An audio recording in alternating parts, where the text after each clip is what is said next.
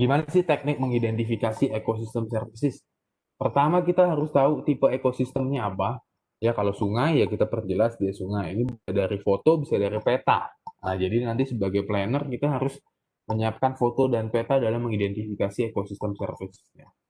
Sebisa mungkin nanti juga harus dikuantifikasi dalam artian kalau kita tahu di situ perkebunan, ya kita harus tahu kuantifikasi jumlah komoditas dan jumlah volume hasil kebunnya itu berapa. 1 ton kah, 100 kuintal dan seterusnya. Yang kedua adalah hutan. Ya, misalnya hutan kota, taman nasional dan lain sebagainya. Ketiga taman, gitu kan, taman, taman kota, taman RT. Jadi identifikasi macam-macam, nggak cuman ini ya, nggak cuman sungai, nggak cuman hutan, nggak cuman taman, tapi ada banyak tipe ekosistem yang bisa kita identifikasi dari peta maupun dari foto. Dalam ekosistem services identification ini memang butuh teman, butuh pihak dari biasanya bidang ilmu lain. Bisa itu biologi, bisa itu kehutanan. Misalnya hutan, saat kita mau ngukur berapa sih karbon yang ada di hutan kota kita, gitu. Nah, itu biasanya kemampuan dimiliki oleh teman-teman kehutanan. Dia akan ngitung lebar ininya, lebar apa, naungannya, lebar batangnya, dan lain sebagainya. Berapa jenis pohonnya, berapa banyak pohon yang ada di situ, per individu jenisnya apa aja. Nanti baru kita bisa dihitung kemampuannya. Biasanya kayak gitu. Biodiversitas, ya, teman-teman biologi, ada metode apa namanya, transect walk. Biasanya kita akan jalan dari satu titik ke titik lain, terus kita akan sampling. Oh, di sini ada binatang ini, di sini. Selama jalan berapa kilometer itu akan kita melakukan sampling. Ada burung ini, ada serangga ini dan lain sebagainya. Nah, informasi-informasi itu bisa diambil secara sekunder melalui dokumen-dokumen lingkungan hidup. Bisa juga kita melakukan sampling yang mengikut sertakan tim ya pihak-pihak yang punya background ilmu yang bersangkutan, bisa kehutanan, bisa biologi, bisa apa lagi, ya berkaitan dengan lingkungan lah gitu kurang lebih Bapak Ibu.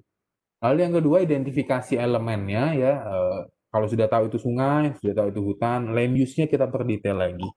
Eh, atau land covernya gitu kan, sungai sebelahnya sungai ada sempadannya, misalnya sempadan sebelahnya ada taman kecil atau ada pemukiman dan seterusnya. Semakin detail semakin bagus, termasuk kalau mau lebih detail lagi sampai bisa mengidentifikasi flora faunanya ya, artinya apa elemen-elemen biotik dan juga abiotik sebenarnya yang bisa kita identifikasi dari ekosistem tersebut. Nah, yang ketiga, yang ini nanti sangat berkaitan dengan bidang ilmu kita. Kita identifikasi kemungkinan atau bahkan sudah terjadi ya kerusakan, perubahan atau perbedaan, misalnya land use, kemudian kalau dari foto berarti ada pergeseran apa pelebaran pemukiman yang mengambil sawah atau mengambil hutan gitu kan. Nah, kerusakan, perubahan atau perbedaan ini bisa existing alias bisa yang sudah terjadi, bisa yang dimodelkan atau kita melakukan apa namanya simulasi ya. Berapa sih kerusakannya? Oh, kalau kerusakannya nambah 10 berarti hilangnya sekian. Kalau kerusakannya nambah 20 hektar berarti eh, yang hilang ekosistemnya nambah lagi gitu. Itu bisa berdasarkan existing, bisa berdasarkan simulasi atau pemodel. Yang ketiga, pahami yang tadi yang sudah kita bahas, tipe-tipe ekosistem services-nya. Apa sih ekosistem services, provisioning, regulating, cultural, dan lain sebagainya. Tetapi jangan hanya sampai di provisioning, jangan hanya sampai di regulating, tapi detail-detail di bawahnya. Provisioning ada food, ada raw material, ada water, dan lain sebagainya. Regulating ada flood control, ada erosion control, ada carbon sequestration, ada carbon storage, ada thermal comfort, ada pollution reduction, dan lain sebagainya. Nah, kemudian kita bisa hubungkan elemen-elemen ekosistem yang sudah kita temukan di sini dengan jasa ekosistem. Karena pasti akan beda-beda. Kita melihat sawah. Sawah, nah kira-kira saya tanya, sawah ekosistem servicesnya yang paling dominan apa? Siapa yang mau menjawab? Volunteer? Ibu Danti silakan. Kira-kira kalau ekosistem sawah, itu ekosistem servicesnya paling dominan apa Bu Danti?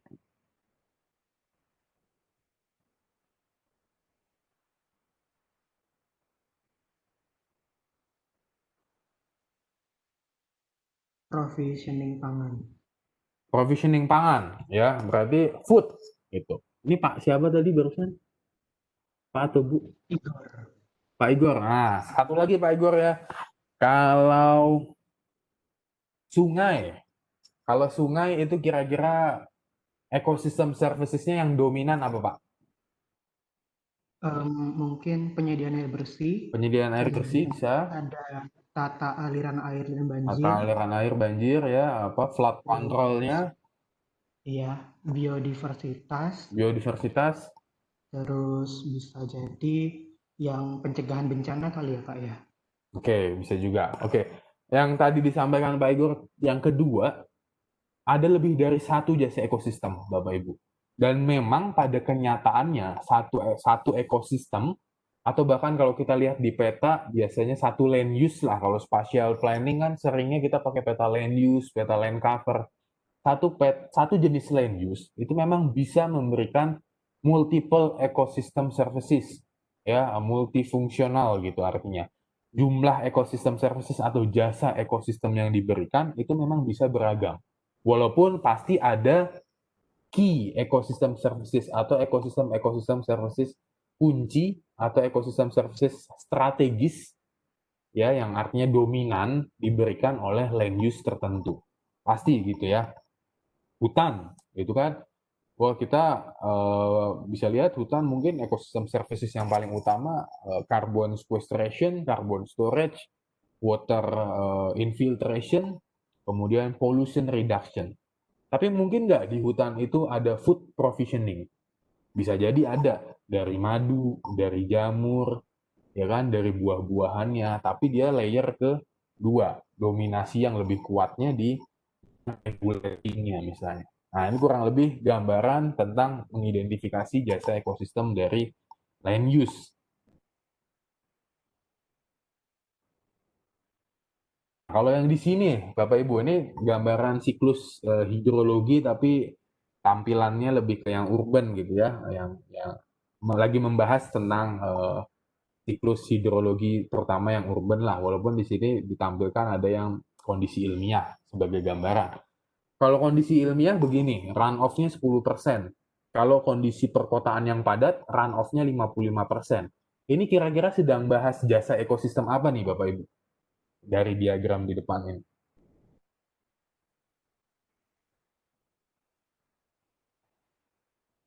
Siapa yang mau eh, diskusi silakan. Ibu Lailatul atau Pak Maskur,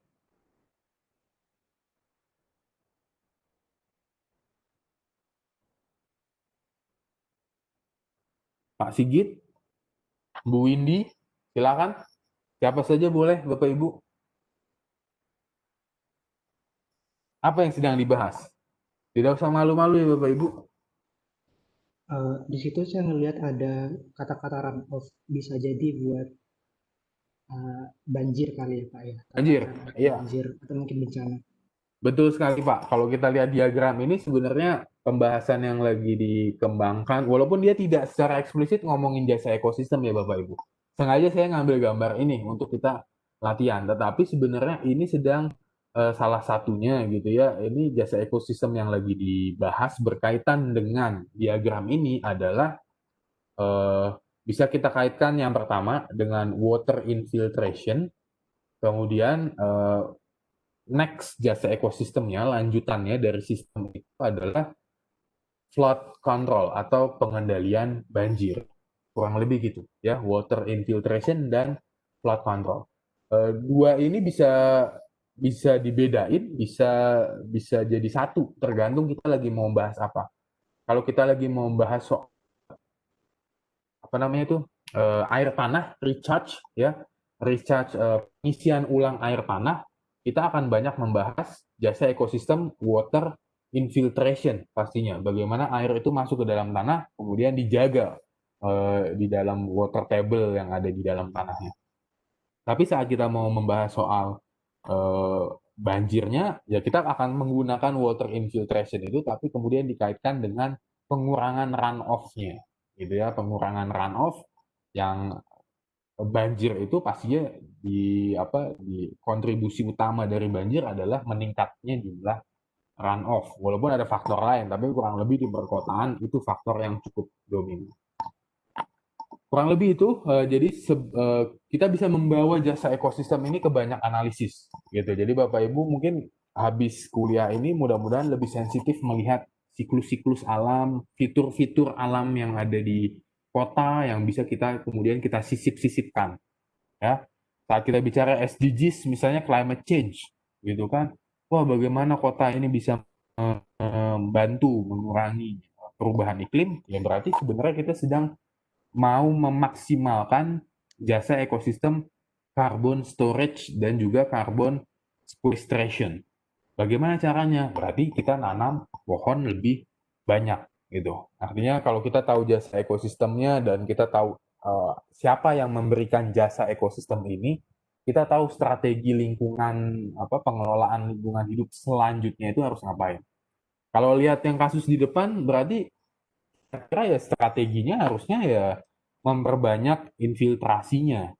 Nah, ini bukan berarti gedungnya dirobohin atau macam-macam. Kita kenal ada konsep water sensitive urban design atau water sensitive planning atau bahasa lainnya ada yang menggunakan green infrastructure ya. Di China mereka mengembangkan konsep sendiri namanya sponge. Sponge yang buat cuci piring itu sponge city ya, bagaimana kota kemudian dikembangkan supaya punya fungsi sponge, menyerap air lebih banyak. Nah, itu kurang lebih gambaran jasa ekosistem dan juga fitur-fitur lingkungan. Dan ini kita belajar teknik mengidentifikasinya, gitu ya Bapak Ibu. Nah, sekarang ini, apa aja jasa ekosistem yang bisa kita ambil dari gambar di depan? Silakan,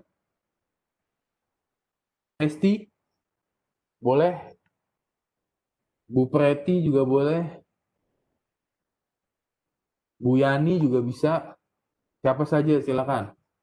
Pak Sigit, Pak Samuel, Pak Wahyu, Bapak atau Ibu, Pak Puput Wahyu atau Bu Puput Wahyu, mohon maaf. Pak Gunawan, silakan, siapa saja. Atau mau Pak Igor nanti juga boleh Pak. Siapa ini? Mohon maaf. Saya bingung ya Pak, ini maksudnya gimana ya Pak ya? Apanya tuh? Maksudnya identifikasi jasa ekosistem. Nah, kita Karena lihat saya di gambar. Ini kelihatan kan gambarnya ya? Mohon maaf. Kelihatan kok. subjektif. Muncul kan? Nah, ini kira-kira ini gunakan step-step yang tadi Bapak Ibu. Ekosistemnya apa saja di sini? Kemudian elemen-elemen biotiknya apa saja? Kemudian jasa ekosistem yang bisa kita ambil, yang bisa kita nikmati, yang bisa diberikan oleh ekosistem ini apa saja? Coba kita lihat. Ini kira-kira ekosistem apa sih? Sungai, Sungai dan sekitarnya ya. Oke, elemen ekosistemnya apa saja, Bu? air, Ada air, terus di bagian belakangnya ada tanaman, apa lagi? tanaman, Tanaman-tanaman, hutan, pohon, pohon, hutan, batu, ada batu-batu. Oke, itu yang 3 utama. Nah, air itu kira-kira sebelah sini sungai jasa ekosistemnya apa, Bu?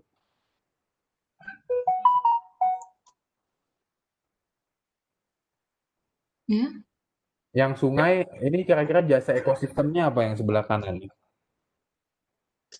Penyediaan air bersih mungkin. Penyediaan air bersih, clean water. Itu, Bu. Wisata bisa juga. Wisata bisa. Kalau yang di belakang tuh yang pohon-pohon, apa lagi? penyediaan kayu, Kayu, raw material. Yang regulating kira-kira apa, Bu? karbon, Karbon. Itu kayaknya agak bukit-bukit tuh. Kalau ada banyak pohon, dia akan lebih stabil tanahnya. Berarti kira-kira apa, Bu? Pencegahan erosi. erosi, Pencegah erosi dan juga pencegah landslide, gitu ya. Nah, ini ada orang moto ini mungkin bagi dia pemandangan ini menarik. Ini kira-kira memberikan cultural services yang mana? Kemungkinan besar yang estetik ya, estetika atau apresiasi terhadap estetika yang muncul di sini. Ya, kurang lebih begitu kalau identifikasi jasa ekosistem lewat foto ya Bapak Ibu. Lewat foto kita harus bisa membedah elemen-elemen ekosistem di dalamnya. Ini secara kualitatif tentu saja ya. Kita lihat oh ini di sini di sini. Kalau mau secara kuantitatif ya kita harus bisa sampling debit airnya berapa, kualitas airnya berapa, kemudian luas luas apa hutan di belakang yang boleh dieksploitasi, yang boleh diambil kayunya berapa dan lain sebagainya. Tetapi dimulai dari yang kualitatif dulu dengan cara melihat elemen-elemen ekosistem yang ada pada sebuah foto atau sebuah peta. Setelah itu baru kita lihat data-data secara kuantitatifnya, bisa dari data sekunder atau bisa juga melalui sampling.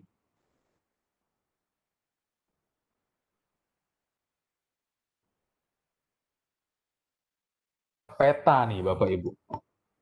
Sebelah kiri ini land use atau gitu secara umum ini sudah memang disimplifikasi covernya.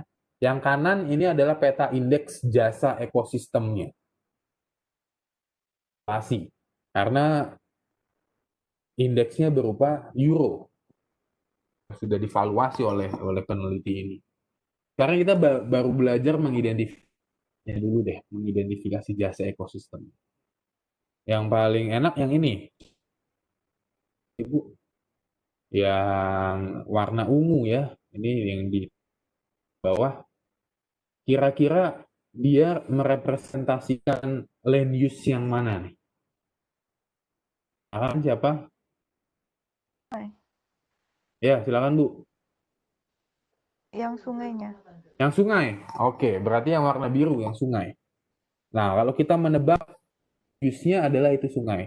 Sekarang pertanyaan selanjutnya, kira-kira yang peta ungu ini dia sedang memvaluasi jasa ekosistem apa, Bu? Ditebak aja nggak apa-apa. Emang nggak ada ya, nggak ada. Kita nggak tahu apa. Tapi kita tebak-tebakan. Kira-kira apa yang divaluasi dengan peta? Visualisasinya sedang apa? Merepresentasikan valuasi jasa ekosistem apa gitu.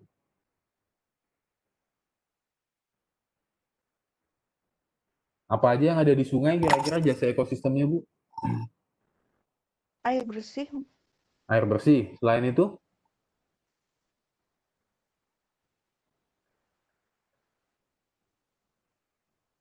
selain air bersih apa lagi?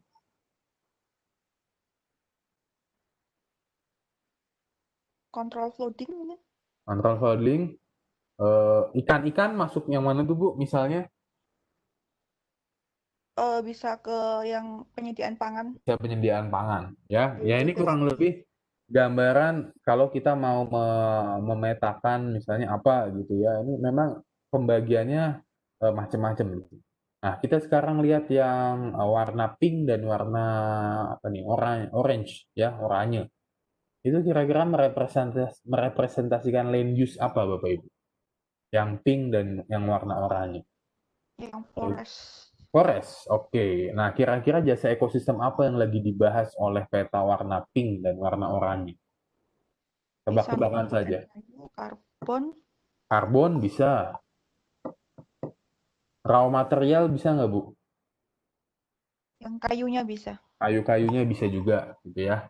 Nah, itu kurang lebih Bapak Ibu ya, gambaran kita mengidentifikasi jasa ekosistem atau menginterpretasi dari peta land use ke dalam peta jasa ekosistem. Nah, di konteks penelitian ini memang dia sudah dikuantifikasi dari land use, kemudian ke komoditas, ya jumlah komoditasnya berapa, baru ke value angka. Di sini dia pakai unitnya euro, gitu ya. Jadi kalau mau mengevaluasi dari peta, kita pakai peta land use dulu, kemudian dari land use dikuantifikasi ke komoditas, ya angka volumenya, liternya, gitu kan, beratnya, kuintal, ton, gitu, baru ke euro. Sehingga nanti kita membandingkannya juga akan lebih enak di sini karena semua dalam unit yang sama. Ini Ini tadi metode yang sebenarnya sudah kita lakukan kalau kita mengidentifikasi jasa ekosistem lewat foto, gitu ya Bapak Ibu. Memang kita harus sensitif dengan apa namanya elemen-elemen yang ada di foto tersebut, elemen-elemen ekosistemnya. Sehingga nanti bisa kita pilah-pilah, oh di sini habitat, oh di sini kayu, dan bisa lebih dari satu ya, satu ekosistem bisa punya lebih dari satu jasa ekosistem.